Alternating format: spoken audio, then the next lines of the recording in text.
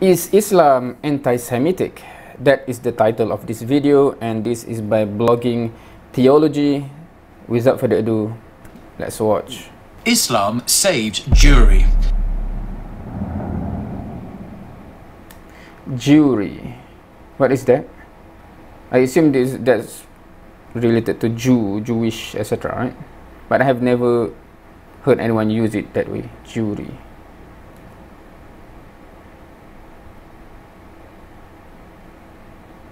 Islam saved Jewry.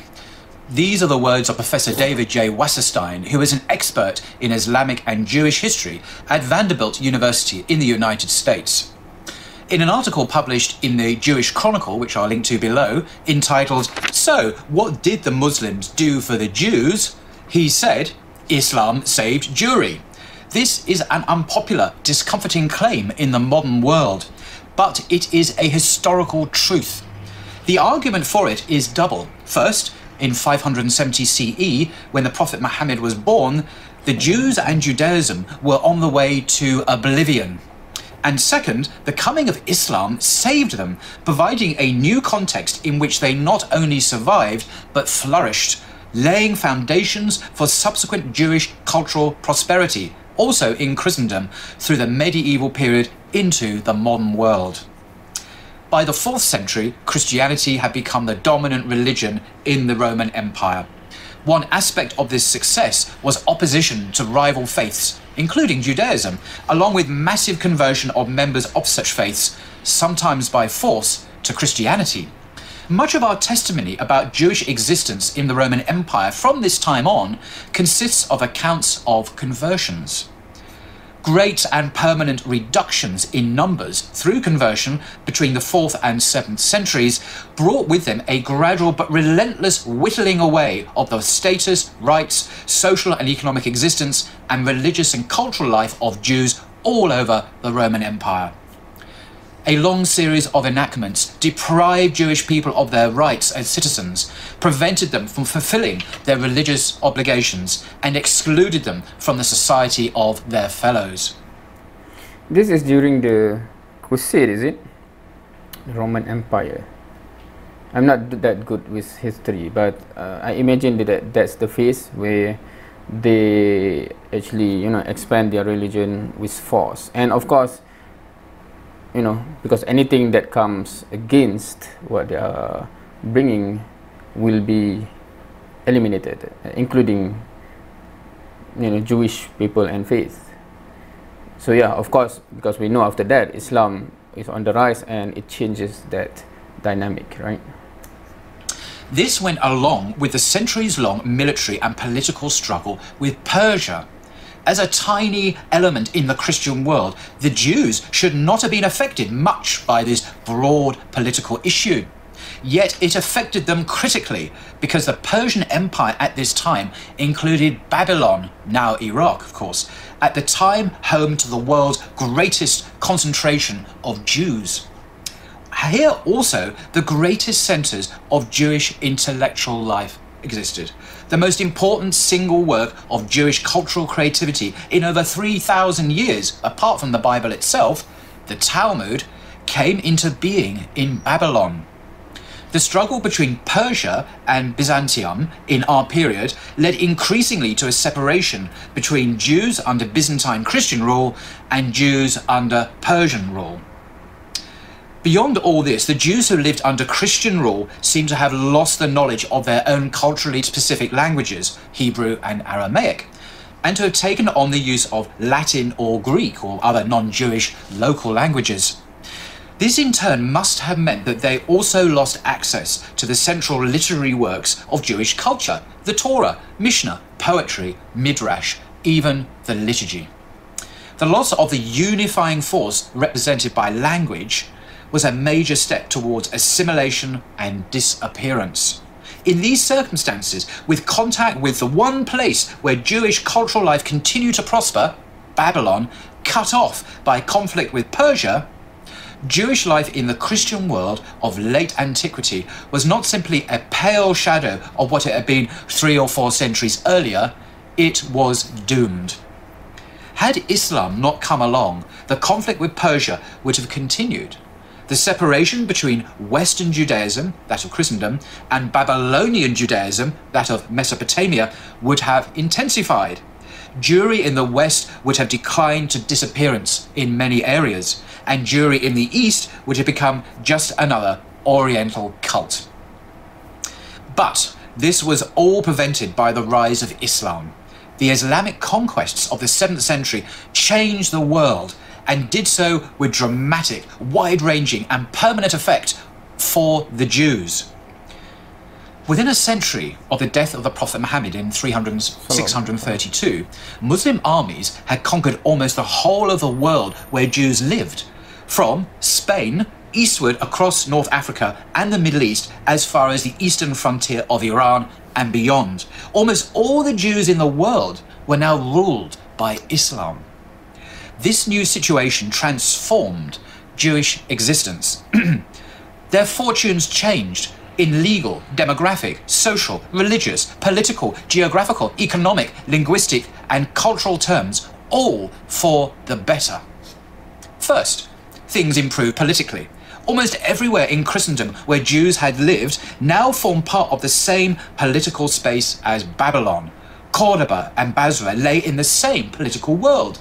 The old frontier between the rival centre in Babylonia and the Jews of the Mediterranean basin was swept away forever. Political change was partnered by a change in the legal status of the Jewish population. Although it is not always clear what happened during the Muslim conquests, one thing is certain. The result of the conquest was, by and large, to make the Jews second-class citizens. Now, this should not be misunderstood. To be a second-class citizen was a far better thing than not to be a citizen at all. For most of these Jews, second-class citizenship represented a major advance. In Visigothic Spain, for example, shortly before the Muslim conquest in 711, this is under Christian rule in Spain, the Jews had seen their children removed from them and forcibly converted to Christianity and had themselves been enslaved. In the developing Islamic societies of the classical and medieval periods, being a Jew meant belonging to a category defined under law, enjoying certain rights and protections alongside various obligations. These rights and protections were not as extensive or as generous as those enjoyed by Muslims, and the obligations were greater, but for the first few centuries, the Muslims themselves were a minority, and the practical differences were not all that great. Along with near equality came social and economic equality. Jews were not confined to the ghettos, either literally or in terms of economic activity. The societies of Islam were, in effect, open societies. In religious terms, too, Jews enjoyed virtually full freedom.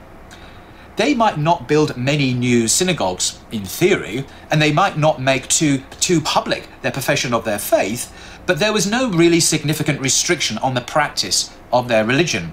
Along with internal legal autonomy, they also enjoyed formal representation through leaders of their own before the authorities of the state.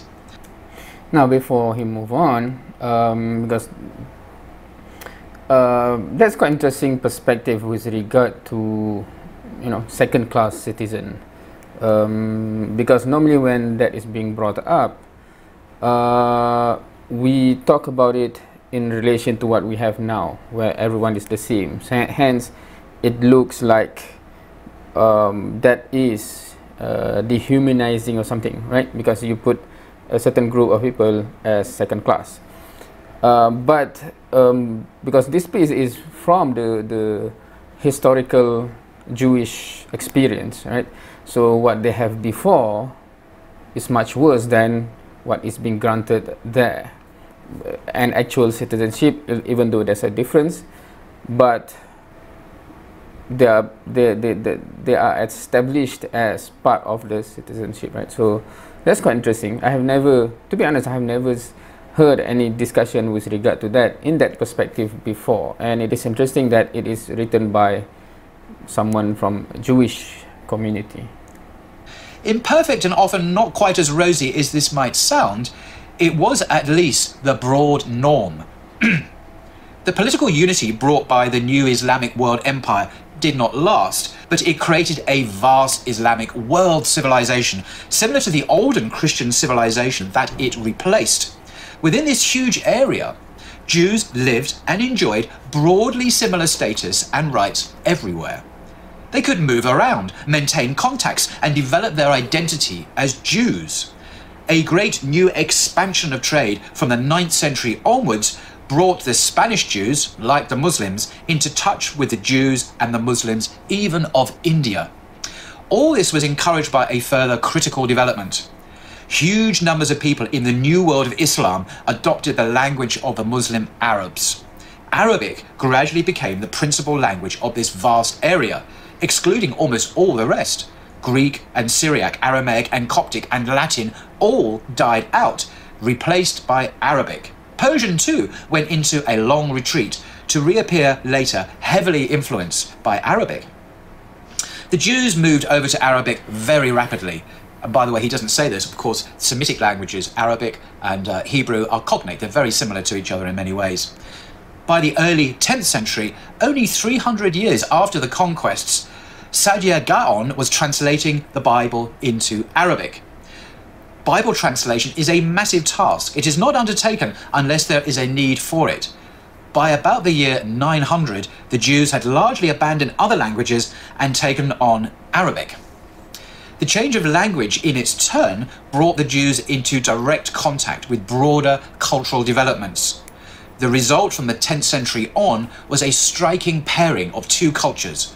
The Jews of the Islamic world developed an entirely new culture, which differed from their culture before Islam in terms of language, cultural forms, influences, and uses. Instead of being concerned primarily with religion, the new Jewish culture of the Islamic world, like that of its neighbours, mixed the religious and the secular to a high degree. By contrast, the contrast both with the past and with medieval Christian Europe was enormous. Like their neighbours, these Jews wrote in Arabic, in part and in Jewish form of that language. The use of Arabic brought them close to the Arabs. But the use of a specific Jewish form of that language maintained the barriers between Jew and Muslim. The subjects that Jews wrote about and the literary forms in which they wrote about them were largely new ones, borrowed from the Muslims and developed in tandem with developments in Arabic Islam. Also at this time, Hebrew was revived as a language of high literature, parallel to the use among the Muslims of a high form of Arabic for similar purposes. Along with its use for poetry and artistic prose, secular writing of all forms in Hebrew and in Judeo-Arabic came into being, some of it of high quality. Now, where did the Jews produce all this? When did they and their neighbours achieve this symbiosis, this mode of living together? The Jews did it in a number of centres of excellence. The most outstanding of these was Islamic Spain, where there was a true Jewish golden age. This has been forgotten, by the way. This has been forgotten about in our collective European Western history. How many of us remember the Jewish golden age in the West? And yet it is a reality. Alongside a wave of cultural achievement among the Muslim population. The Spanish case illustrates a more general pattern too. What entails a Jewish golden age? And whether, because I heard, now we do know the difference between, you know, just the Jewish faith and how to say, because what leads to the establishment of the Israel state is what is the Zionist movement, right? So although it's overlap, but it's not the same, right? Jewish faith and Zionism. So because I assume those who this is my assumption, it might be very, very wrong, right? But for those who have, you know, the perspective is based on Zionism, I would assume that once they get the Israel state, and until now would be the golden age, perhaps because they have done a lot there, you know, in terms of technology, etc. So I'm wondering, in terms of the Jewish golden age here? Is it because of the, how to say, the scholarship, etc., within the faith? Is that the yardstick by this Jewish researcher or something? What happened in Islamic Spain, waves of Jewish cultural prosperity paralleling waves of cultural prosperity among the Muslims, exemplifies a larger pattern in Arab Islam. In Baghdad, between the 9th and the 12th centuries, between the 9th and the 11th centuries in Cairo, and he goes on and talks about many other examples of the rise and fall of cultural centers in Islam, tending to reflect the rise and fall of Jewish centers of cultural activity in the same places. You can read about this in the article. This is not a coincidence, nor was it the product of particularly enlightened patronage by the Muslim rulers. It was the product of a number of deeper features of these societies, social and cultural, legal, economic, linguistic and political, which together enabled and indeed encouraged the Jews of the Islamic world to create a novel subculture within the high civilization of the time. This did not last forever. The period of culturally successful symbiosis between Jew and Arab Muslim in the Middle Ages came to a close by about 1300. In reality, it had reached this point even earlier, with the overall relative decline in the importance and vitality of Arabic culture, both in relation to Western European cultures and in relation to other cultural forms within Islam itself, Persian and Turkish. Jewish cultural prosperity in the Middle Ages operated in a large part as a function of Muslim Arabic cultural and some degree political prosperity. When Muslim Arab culture thrived, so did that of the Jews. When Muslim Arabic culture declined, so did that of the Jews. In the case of the Jews, however, the cultural capital thus created also served as the seedbed of further growth elsewhere, in Christian Spain and in the Christian world more generally. The Islamic world was not the only source of inspiration for the Jewish cultural revival that came later to Christian Europe, but it certainly was a major contributor to that development. Its significance cannot be overstated. And that's the end of the article. Professor David J. Wasserstein, as I said, is Professor of Jewish Studies and Islamic History at Vanderbilt University.